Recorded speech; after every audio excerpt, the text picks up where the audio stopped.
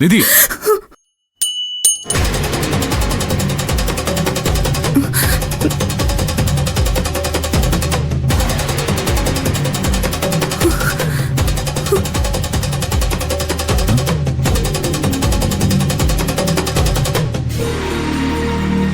അയ്യോ, മണി താഴെ വീണല്ലോ. ഇനി താൻ ഉദ്ദേശിച്ച കാര്യം നടക്കില്ലല്ലോ.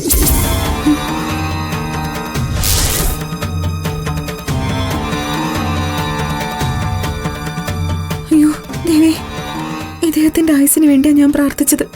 ശിവാനിയുമായുള്ള വിവാഹം നടന്നാൽ ഗൗതമിന്റെ ആയുസിന് ദോഷം ഉണ്ടാവുമെന്നാണോ നീ ഇതിലൂടെ തന്ന സൂചന?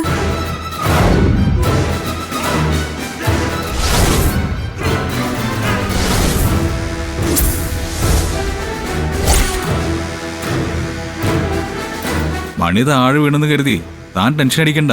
തനിക്ക് വേണ്ടി ഞാൻ മണിയൊന്നും കെട്ടാതെ ദേവിയോട് പ്രാർത്ഥിച്ചിട്ടുണ്ട്.